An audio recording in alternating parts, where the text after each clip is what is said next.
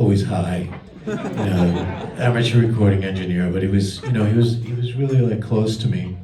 And I said, Michael, I just saw Return to Forever. Man, what I would give to play with that band. Because I had just gotten this guitar. And this is the one that's on Elegant Gypsy, the one that's on all of those recordings in the beginning. And I had never had it on the road. In fact, I haven't played it since 1978. So I thought, why not? Why not? God gave me a second chance, and whoever it is up there. And I thought, why not go back to the beginning and do some of the early music and take out the guitar that graced those records. And so anyway, I called him and I told him about this story, right? He just happened to have a tape of me that he made on his TAC 4-track. Remember those reel-to-reel, the 4 channels? It sounded great, those things. Anyway, he brought it with him to this show I was doing on New Year's Eve at a club called Rich's Lounge in Jersey with the Barry Mouse Quartet.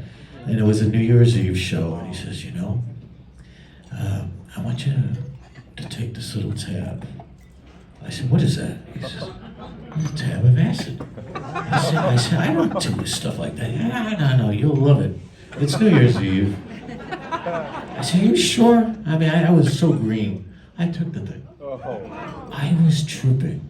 Like, you can't imagine. I had never played better in my life since that night. So that's the tape that he took it upon himself. I didn't tell him to do this. He went into New York, he found the management, he found Chick, and they heard that tape, and Chick calls him and goes, hello, is this Al? I said, yes, who's this? It's Chick Corea. I said, yeah, come on.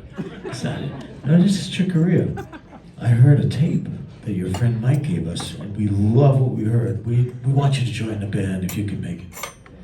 I said, oh my God. Yeah, I mean, what do I have to do? He says, you gotta come to New York, we're gonna rehearse for 3 days, and then we play Carnegie Hall, it's sold out. On the 4th day. So I go home to Jersey, and my mother comes to the door, because I didn't have a place. She goes, what are you doing after school? I said, Mom, I'm playing with Chick Corea. She goes, well, who's Chuck Corea? I said, no, Chick Corea, Return to Forever. And we're playing Carnegie Hall on Tuesday night. And my father's in the back going, get the hell out of here. It doesn't happen that fast. I said, Dad, it's happening. So I went through 3 or 4 days of rehearsal, 3 days. And then they send a limo. I sit in the back of this limo. I take my parents, they're sitting across from me because the seats face one another in the back. And my father's shaking his head. And he says, Albert, I always used to tell you how you get to Carnegie Hall. It's practice, practice, practice.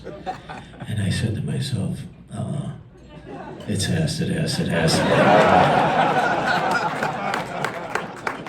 And that's how I got to Carnegie Hall. That's how I got the gig. I never told Chick that, He would have fired me right away, Anyway, it's the last time I did something like that.